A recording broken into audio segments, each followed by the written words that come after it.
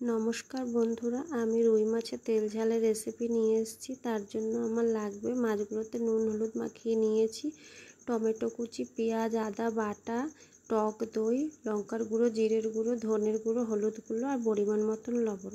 দেখো আমি কড়াই গরম করে নিয়েছি এবং তার মধ্যে দিয়ে দিলাম সর্ষের তেল পরিমাণ মতন। মাছ ভাজার জন্য যতটা তেল লাগে তাই দিয়ে দেব। এবার মাছগুলো আমি আস্তে আস্তে কড়াইতে দিয়ে দেব। কড়াইতে দিয়ে মাছগুলো আমি লাল লাল করে ভেজে নেব। দেখো আমি মাছগুলো কড়াইতে দিয়ে দিয়েছি, দিয়ে এপাশ ওপাশ দুপাশ লাল লাল করে আমি মাছগুলো একে একে ভেজে নেব। সব মাছগুলোই আমি লাল লাল করে ভেজে নেব।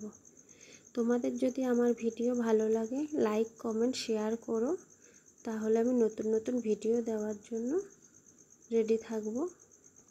দেখো আমি মাছগুলোকে লাল লাল করে ভেজে নিয়েছি। এবার মাছগুলোকে আমি একে একে তুলে নেব। সব মাছগুলো এইভাবে লাল লাল করে ভেজে আমি তুলে নেব।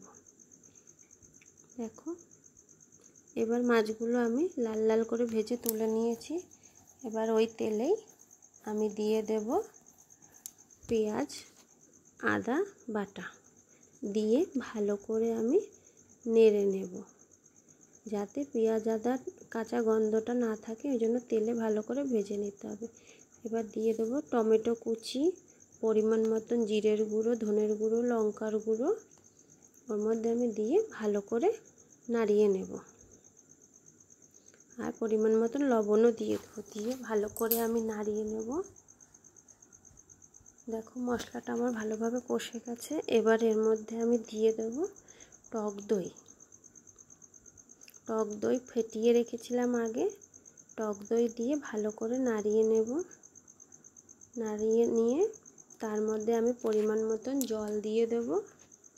যতটুকু জল প্রয়োজন আমি আগেই গরম জল করে রেখেছিলাম, সেই জলটা ওর মধ্যে আস্তে আস্তে অল্প করে দিয়ে দেব। দেখো মশলা কষে এসছে, এবার আমি ওর মধ্যে জল দিয়ে দিলাম পরিমাণ মতো।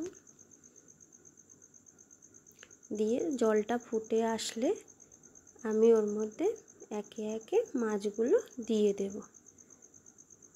আমার যতটা জল লেগেছে আমি পরিমাণ মতন দিয়েছি। এবার মাছগুলো আমি দিয়ে দেবো ওর মধ্যে একে একে।